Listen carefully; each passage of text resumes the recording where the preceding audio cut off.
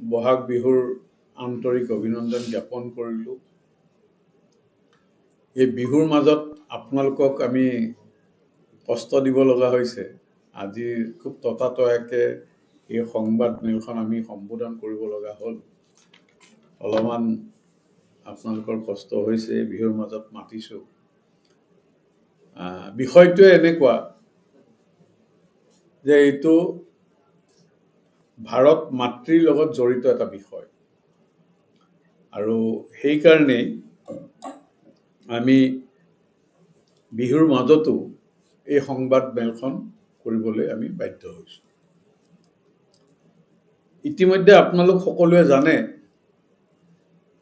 যে national Herald news পেপাৰৰ যিটো বিষয়ে বহুদিনৰ পৰাই চৰ্চিত হৈ আছে, আৰু এই ক্ষেত্ৰত ইডিয়ে যোৱা 15 তাৰিখে চামন কৰিছে, চাৰ্জশ্বিট কৰিছে সোনিয়া গান্ধী ডাঙৰীয়ানী, ৰাহুল গান্ধী, ছেম পিট্ৰোডা আৰু সুমন দুবে। ইয়াক লৈ কংগ্ৰেছ দলে বহুত হৈচৈ কৰিছে, তেওঁলোকে প্ৰতিবাদ কৰিছে ক'ৰবাত। তেওঁলোকৰ প্ৰতিবাদ কৰাৰ সম্পূৰ্ণ অধিকাৰ আছে, তাত কোনো অসুবিধা নাই। কিন্তু তেওঁলোকৰ জানো ভাৰত মাতৃৰ মাটিয়ে হওক বা প্ৰপাৰ্টিয়ে হওক গ্ৰাস কৰাৰ অধিকাৰ আছে? প্ৰশ্নটো তাত আহিছে। এতিয়া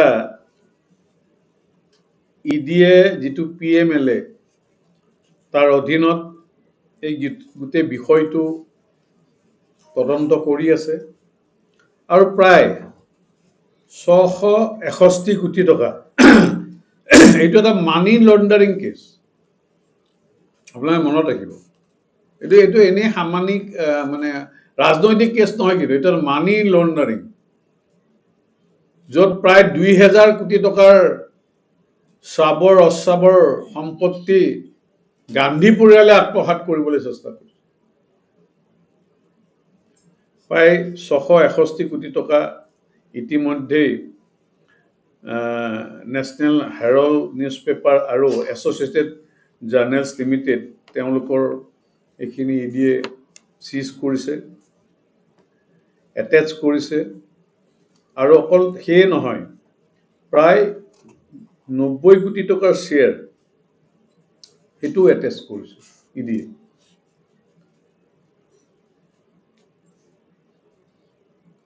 আনপিনে যোৱা 11 এপ্ৰিল তাৰিখে নটিচো জাৰি কৰিছে ইডিয়ে, যিমান এছ'চিয়েটেড জাৰ্নেলছ লিমিটেডৰ বিল্ডিং আছে বা তেওঁলোকৰ যিখিনি প্ৰপাৰ্টি আছে,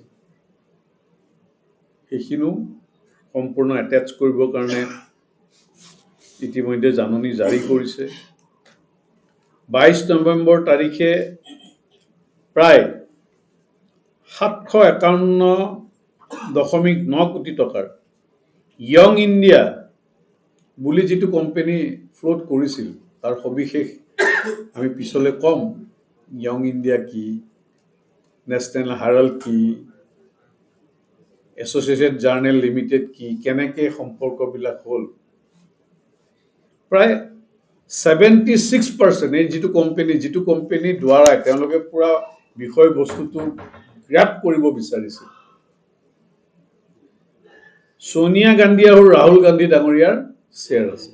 সোনিয়া গান্ধী ডাঙৰীয়াৰ 75% আৰু 35%, আৰু ৰাহুল গান্ধীৰ 38, ৰাহুল গান্ধী 38, সোনিয়া গান্ধী 38, 76, বাকী কাৰোবাৰ অলপ চলপ আছিল। আৰু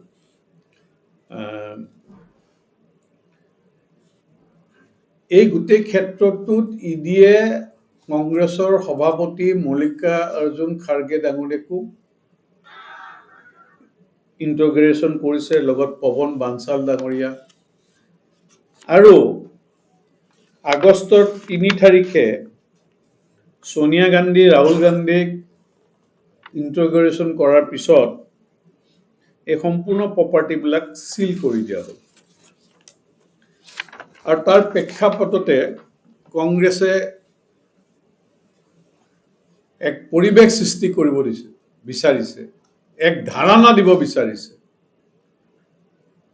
যে বিজেপিয়ে তেওঁলোকৰ লগত অন্যায় কৰিছে গতিকে আমি গোটেই বিষয়বস্তুবোৰ আপোনালোকৰ জৰিয়তে ৰাইজলৈ আমি লৈ যাব বিচাৰিছিলোঁ সত্য কি কাৰণ সত্য কেতিয়াও লুকাই নাথাকে গতিকে পংকজ বৰবৰা ডাঙৰীয়া মোৰ লগত আছে আমাৰ জ্যেষ্ঠ মুখপাত্ৰ মই তেওঁক ক'বলৈ আহ্বান জনাইছোঁ কাৰণ তেওঁ গোটেই বিষয়বস্তুৰ সেই সময়ত তেওঁ পুৰা অধ্যয়ন আছে তেওঁ জনাব আপোনালোকক কেনেকৈ জড়িত য়ং ইণ্ডিয়া যিটো কোম্পানী খুলিলে হেৰল্ড ইণ্ডিয়ান জাৰ্নেল এছ'চিয়েশ্যন এইবিলাক কেনেকৈ জড়িত সবিশেষ পংকজ বৰবৰাই ক'ব তাৰপিছত মই আকৌ আপোনালোকক আগত বক্তব্য ৰাখিম পংকজ বৰবৰা